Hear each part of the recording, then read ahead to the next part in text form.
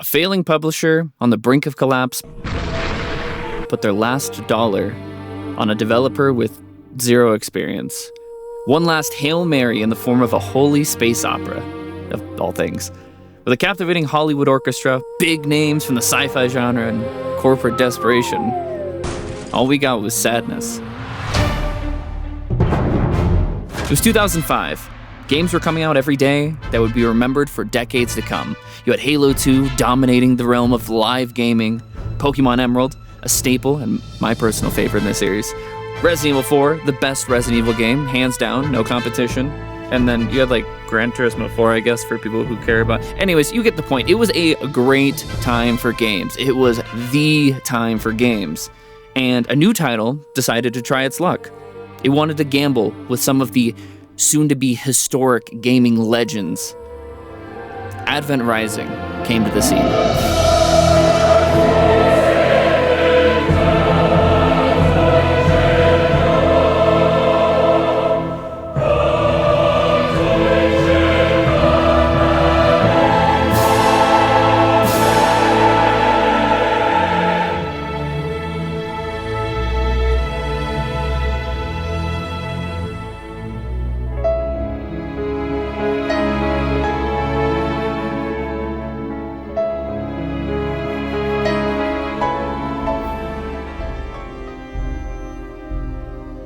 Advent Rising was a third-person sci-fi action game brought to us by the publishers Majesco and the developers Glyph.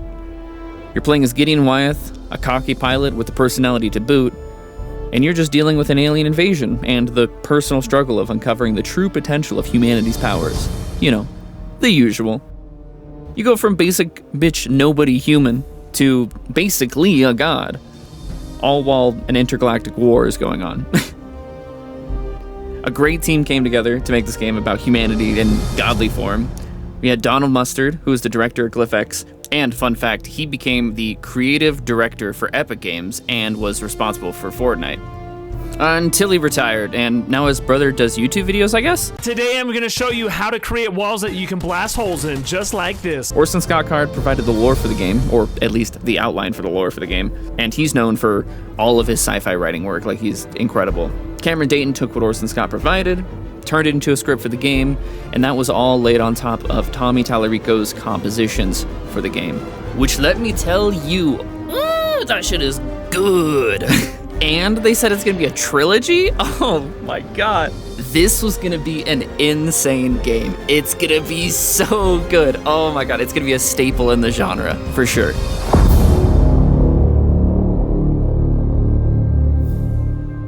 So regardless as to whether, it was just kind of a lost cause to begin with, or if it just needed more time in the pipes, Advent Rising feels like a game that just wasn't finished, period. You had some areas where scripted events wouldn't occur, and you'd have to restart from save points in order to make them happen. This, for example, elevator doors wouldn't open or elevators wouldn't rise to get you to the next area. But it has the slideshow effect of a bad frame rate, graphics as stunning as a bowl of rice, and it's also clearly suckled from the creative teat of Halo that the Bungie guys must be feeling mighty tender right now.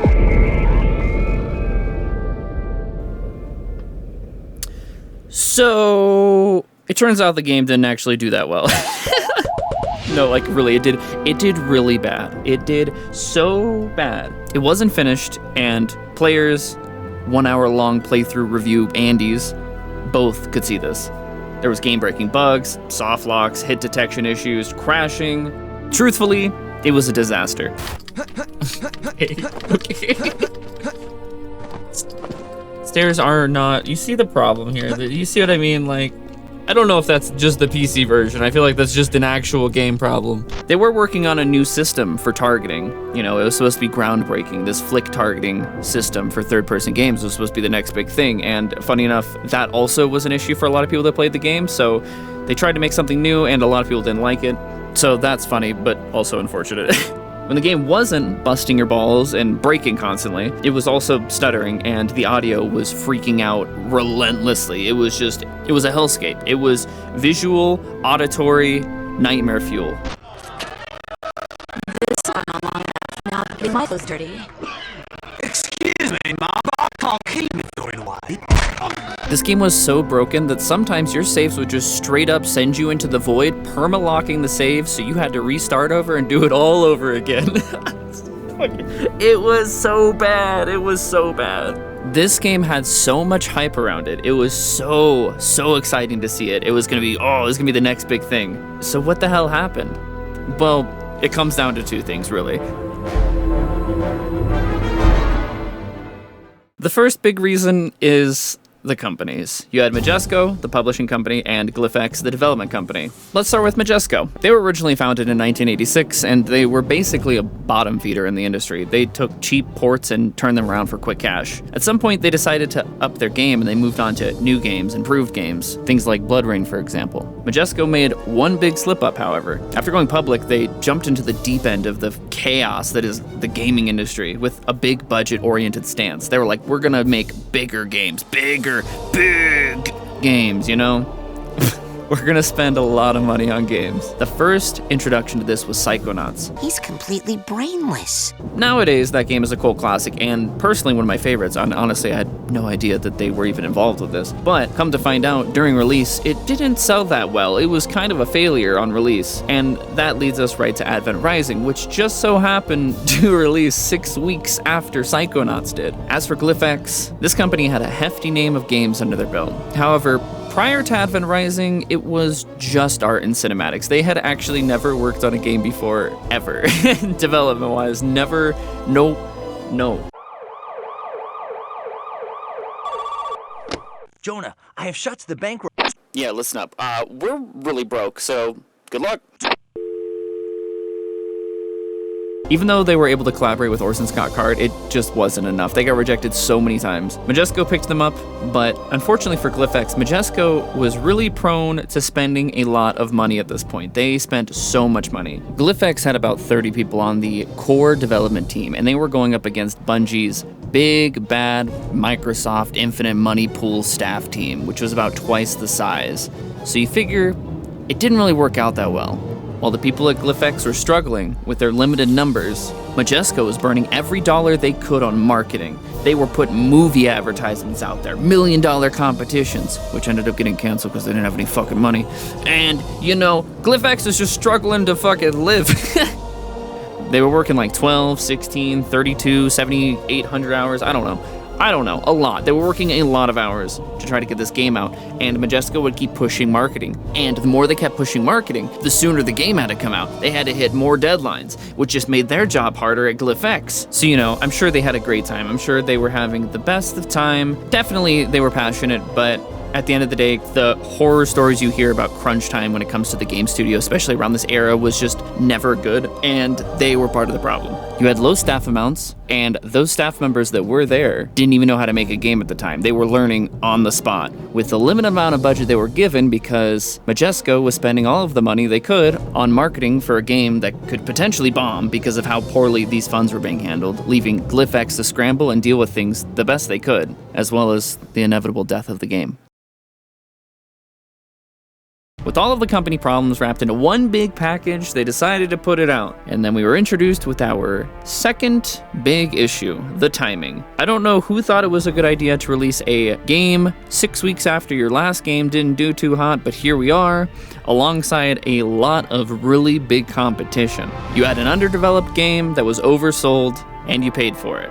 Once the game released, the Muster brothers, the core talent behind Glyphex at the time, they abandoned ship. They jumped immediately, and they founded Share Entertainment. Majesco, already in dire need of a good-selling game, they weren't doing well either. They had a side story game for Advent Rising called Advent Shadow that planned to release on the PSP, but that, alongside the trilogy for the game that was planned, got canceled almost immediately. Majesco tried to dip their hands into a Jaws game title, but that wasn't able to help them recover from their losses either. Between the poor timing alongside other game releases and the low sales of their own games, they couldn't make up for it. They were getting hit with shareholder lawsuits, they were selling off titles just to stay above water, and they were praying that Cooking Mama, which was the only game they had left, would be enough to hold the company above water.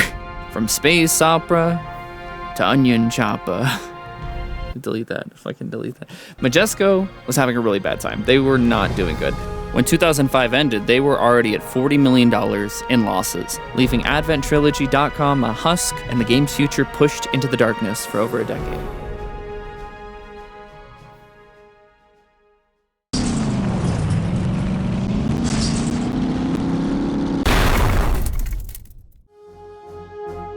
So, the game did terribly, but was there anything good about it?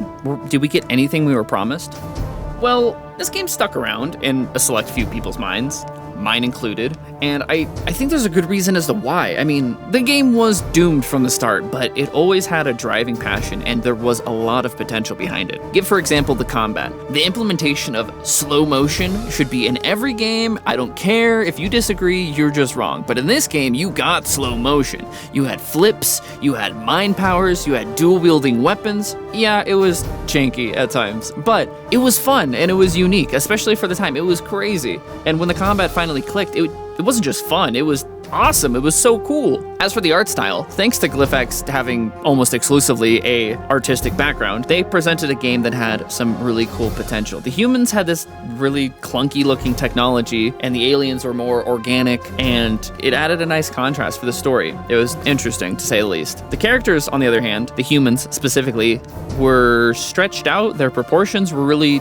obscure and exaggerated. Due to their background, I want to say that there was a reason for this. I want to say that this was sort of a heroic comic book hero perspective, and it was intentional, but unfortunately a lot of people didn't like the way the people looked. It was very off-putting for them, but I personally really liked it. What about the music? Oh my god. The music, when I played this game, I just want to cry. I don't even know. With the whole humans are gods theme, the music really sells it. It's just so angelic. The choir that they had and the orchestra that they had does incredible work to pull the emotions out of you as every track just builds up. You feel the power of the main character come to fruition over the story. You can envision the powers of the basic human building up, becoming something divine, something holy, you know? It encapsulates this like religious, but definitely sci-fi sound to it. I don't think, unfortunately, a lot of people got to listen to the soundtrack truly unfiltered, unfucked because of how bad the game performed on release. So if you get a chance, I would definitely recommend looking it up on YouTube. There are some videos you can find of the full soundtrack, but the way I would personally recommend is going to Steam. If you already have the game, you can get the soundtrack for free on Steam,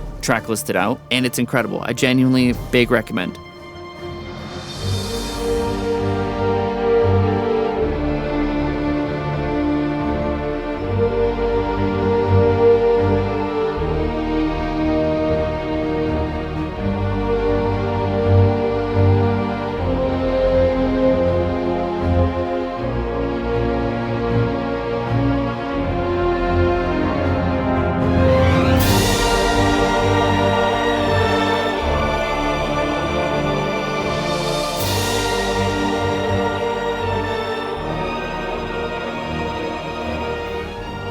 The backbone for the game, from a story point of view, was Orson Scott Card. At least that was the selling point. That was the overarching sell for the game in terms of marketing due to his previous rights. Coming up with the big main concepts due to his name being fairly significant in the science fiction realm. He did things like Ender's Game, Tales of Alvin Maker, Homecoming Saga, etc., etc., etc. Cameron Dayton, the lead writer of Glyphex, then took those ideas and wrote them into the game we were presented with. The game story followed a lot of typical cliches we would come to find, but at the same time, it had a unique aspect to it that we hadn't really seen.